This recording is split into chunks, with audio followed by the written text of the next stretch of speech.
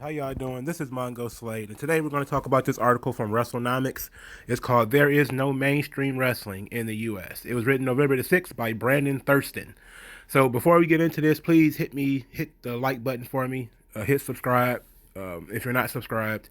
So let's talk about this. I'm not going to read the whole article because it's just not worth reading the whole thing. I just want to give you the gist of what's going on here. So it says. There are two pro wrestling companies, WWE and AEW, now with coverage in most U.S. homes. Another, Impact, in about a third of homes. None of them have a mainstream creative vision. Instead, they have niche creative visions.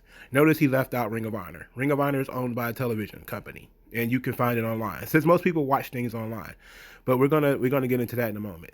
The execution of those niche creative visions may gratify key decision makers and performers, but while companies prioritize amusement over a more sports-like presentation, they turn off more fans than they attract.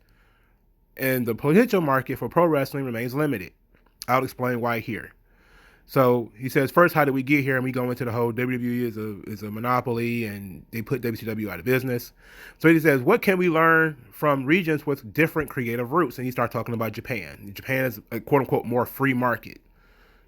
That's what he used. He used the term free market because there are more versions of Japan. It says New Japan Pro Wrestling is the country's leading company by far. It features a straightforward sports approach without fourth-wall skits, without ironic breaks from the narrative, with few angles, and with some of the most charismatic and talented wrestlers of the generation. It's a mainstream product. What's your definition of mainstream? Because mainstream in Japan and mainstream in the United States are two different things. Now he's going to talk about this. Bearing in mind, Japan and the U.S. are different countries with different cultures. It seems likely to me that the outcome for modern wrestling in the U.S. will naturally be led by a major player whose creative approach is one presenting wrestling more strongly as a sport. Yes, predetermined still, spectacular still, but with the audacity to take itself seriously, a company where titles, wins, losses, and angles are greatly consequential, not merely the currency of a desensitized narrative. And if this is not the likely outcome, it is at least untested. Okay, what is your definition of mainstream? You're not defining mainstream. Now he's going into the Legend Debonair and cinematic matches and stuff like that, and so he starts talking about WWE has gotten less popular with consumers while New Japan has gotten more popular. Oh, really? Let's see if he's got proof of this. He says, consider a recent survey conducted by YouGov for Variety. We went over this. It says that it seemed more cartoonish than when I liked it, which is an opinion piece. And do you mean it's more cartoonish than when you liked it? You mean the Hulk Hogan era, the $1 Million Man Ted DiBiase era, the era that had Earthquake and Yokozuna and the Repo Man and T.L. Hopper? You mean Stone Cold Steve Austin? You mean The Rock? You mean when they were doing It's Your Life, Rock? When 10 million people watched that show? Or at least that specific scene? You mean with the stand-up comedy that The Rock was doing, Choppy Choppy Your PP, Val Venus, Gangrel, you had vampires, when they were doing bloodbaths. You had a man getting hung from a cell, the big boss man. You had Undertaker was still there. You had Kane. You had Mick Foley. You had all of these cartoon characters, all of these loud, and this is 20 years of history I'm talking here. This is from like 1984 to 2004. You had a lot of silly stuff going on. You had corpse rape, all sorts of things. But the biggest issue here is he's not defining what's mainstream. What does mainstream mean? All right, so let's consider here, considering his thesis is that WWE or pro wrestling in general is too cartoonish, which I guess it's actually less cartoonish than it used to be. It's actually more soap opera than anything. Even the cinematic matches aren't really all that cartoonish. They're more like movies, which are meant to be a lot more real than fucking Hulk Hogan hawking up, and the Ultimate Warrior and stuff like that. But I mean, these people, it's not consistent. But let's continue. Consider that New Japan, with its strong sports-like creative, has grown its consumer revenue and key metrics in recent years. No citation. And WWE, no citation is not what he wrote. I'm just saying that there's no citation here for that. And WWE, with its insistence on diverging away from sports, is losing its direct-to-consumer revenues. And now he talks about WWE's financials. It says, according to New Japan's parent company, media revenue made up only 20%. The rest of their business is from events and consumer products, direct-to-consumer revenues. And given the loss of New Japan's distribution in the U.S., via Access TV, there's little reason to think media revenues for the company have strongly grown since. But how did New Japan lose their TV if they were doing so well and they were so mainstream and everybody wanted that kind of product? I get that it got kicked off Access because Access, they didn't want to work with Impact, even though they are kind of working with Impact now. But New Japan wasn't doing gangbuster ratings on Access, and they promoted it as a sports-based pro wrestling product. It was, they showed the shows. They would put whole Wrestle Kingdoms on Access. They did nothing in the ratings. They did nothing. So it says here, until COVID interrupted, New Japan paid attention and total revenue grew each year since 2013. Okay. The number of New Japan it ran over the time increased, but so did average paid attendance. Searches for WWE domestically and globally have fallen each year since 2016 until the year of the pandemic. Searches for New Japan domestically have grown. So what you're saying is, okay, New Japan, well, WWE actually runs more shows than New Japan as well. So this doesn't make any sense. You have WWE hitting the same markets. Well, New Japan goes to the same markets over and over again. They do basically a loop. But you're comparing two different countries. The America is a larger country than Japan. You also have a country where the product is more exposed, which means you can actually watch Raw, and the cost of the things are going up. So you have to look. You can't look at this stuff in a vacuum and say, well, look at this. This is going down. This is going up, and then think that's the only thing that matters. Havens for alternative flavors of wrestling do exist in Japan in the form of the two popular wrestling companies, Dragon Gate and DDT. We're going to get into that. They're going to skip all that. It says, let me make sure. In a sense, WWE is not, in fact, delivering mainstream wrestling to its audience. To the contrary, WWE is producing utterly niche programming, despite long ago earning its high-reach platforms and universal brand recognition. Okay. What is your definition of mainstream? Are you looking at one key demographic, which is attendance, which, nobody has attendance now, because WWE's network has more viewers than New Japan's viewers. And you look at Twitter, people tweet more about the bad things on Raw than anything good that happened on any other show. When you talk about YouTube, same thing. People are more likely to watch bad clips from WWE than anything else. So your metric is, well, New Japan was going up in terms of attendance, which is good. I'm glad that the attendance was going up. It wasn't going up in the United States. But the question is, what do you mean by mainstream? And mainstream where? Because New Japan can't do the numbers that they do in the here. Well, and I'm not saying that WWE can do the same thing in Japan, but they do pretty well in Japan. They just don't go over there that often. But here's pretty much, here is, AEW is supposed to be sports-like. We know, of course, that it isn't. And then he says, quote, this is a quote from Dave Meltzer, supposedly. As if anyone believed it, WWE was even supposed to become more sports-like following the Fox move in October 2018. Quote, this is from Dave Meltzer. Fox wants everyone to promote WWE as a legitimate sport. Dave Meltzer wrote, not that the outcomes are real, but that it is choreographed sports presentation as part of a Thursday night through Sunday sports block in the fall with the NFL on Thursdays and Sundays and college football on Saturdays. Okay, but here's the question. Where did he get that from? Is that his opinion, or is he quoting somebody from Fox? That's the question. Is Dave Meltzer actually ever quoting anybody from Fox directly? No, he's giving his opinion. Why are you quoting his opinion as if it's fact?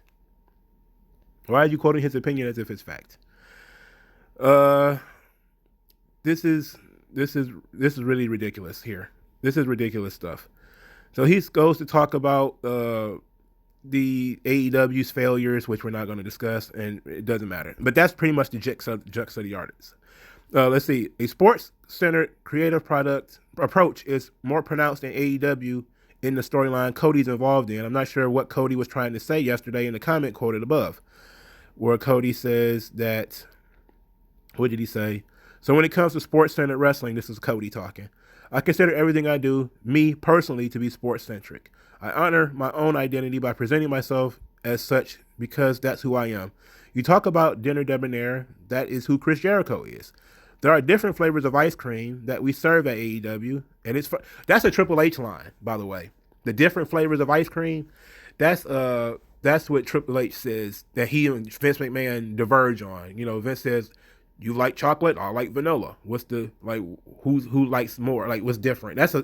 Basically, it's the line Triple H put out there into the universe. And now Cody is using it. That, you know, the different flavors of ice cream. Oh, okay.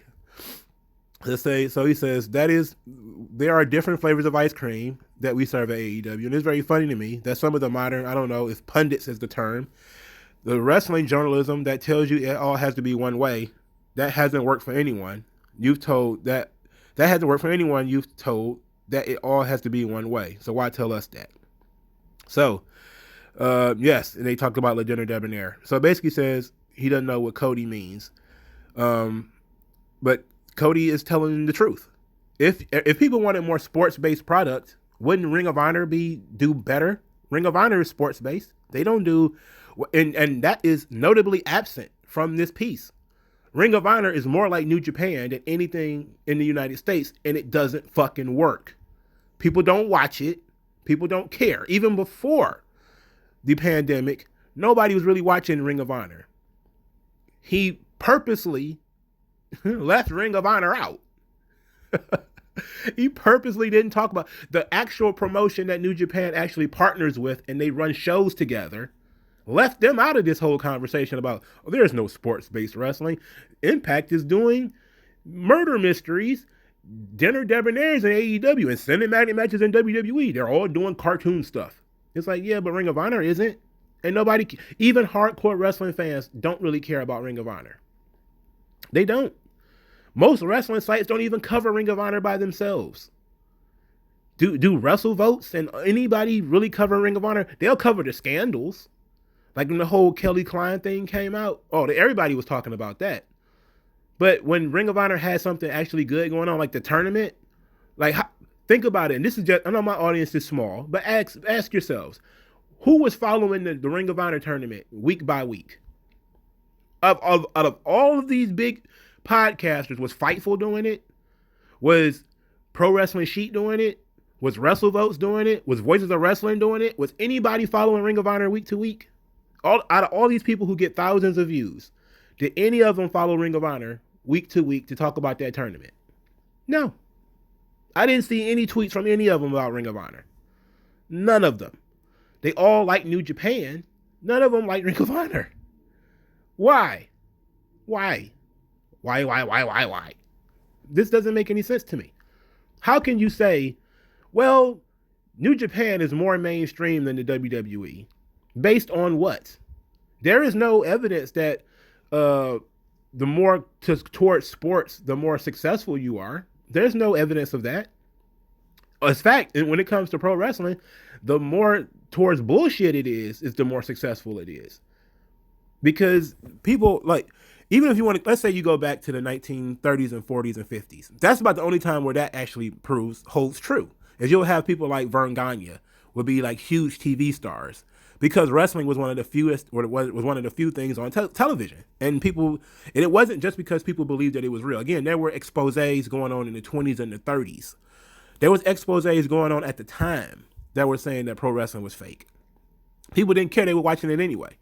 But then you also had to consider more people, there was fewer TV shows at the time. And more people had televisions. It was easier to keep track of who was watching TV when.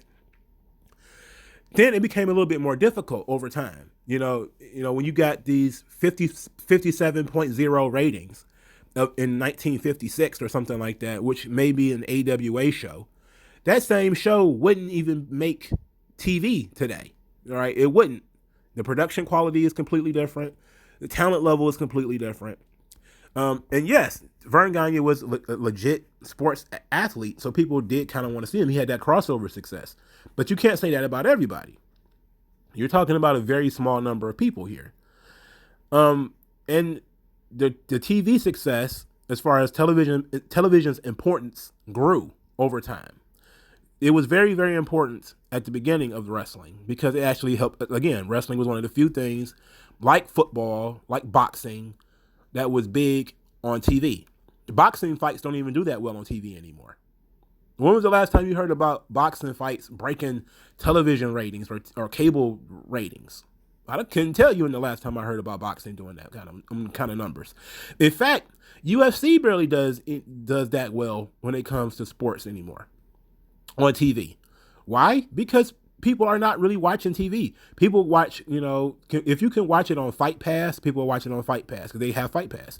Or they'll watch it on DAZN, which is a fight-based app or something like that. People watch things 100 different ways now. They don't have to watch it on TV. And then sometimes people don't want to watch the whole show.